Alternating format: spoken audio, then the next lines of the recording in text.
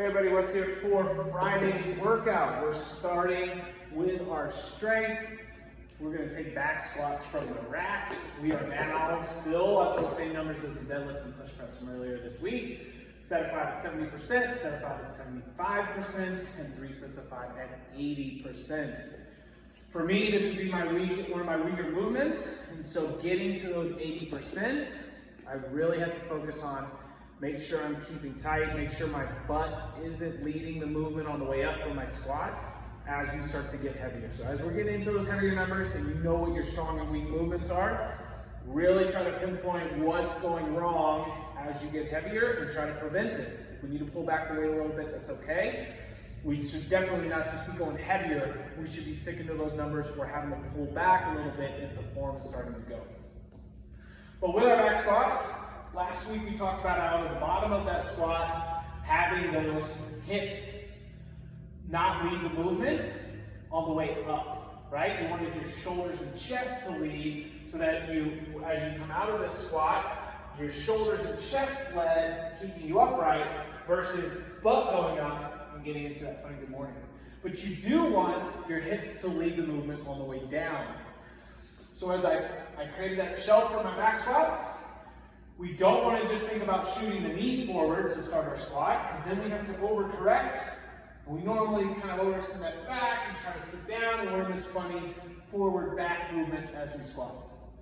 Think about getting those knees kind of in a soft stance, athletic stance, and then the hips go down and back as the knees go out. So pretend there's a chair behind me, and I'm trying to reach back to sit in as I go down and back into my squat. So think about that today. If you normally shoot your knees forward to start your squat, think now about your hips going down and back. So we will have those back squats there.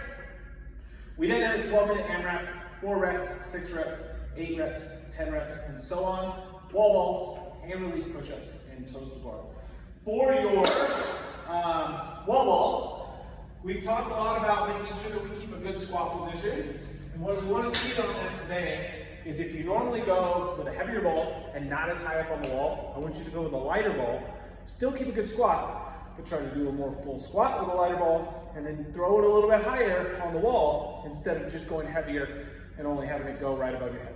Okay, so that's going to be your goal on the wall ball. Wall balls are meant to be unbroken.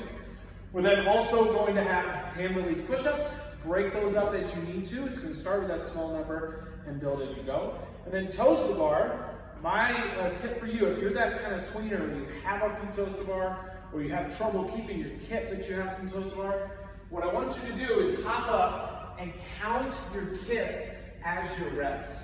So a lot of times you need a few kips to then go into your toes to bar. So instead of doing 4 kips and then 4 toes to bar for that first one, I want you to count your kips and start small so that when you start getting the routine. As you practice this more, you'll be able to get into your toes to bar faster as you get more efficient at these kips. So let's say, for example, I started and I normally have trouble with the rhythm. I'm going to start with a small kip.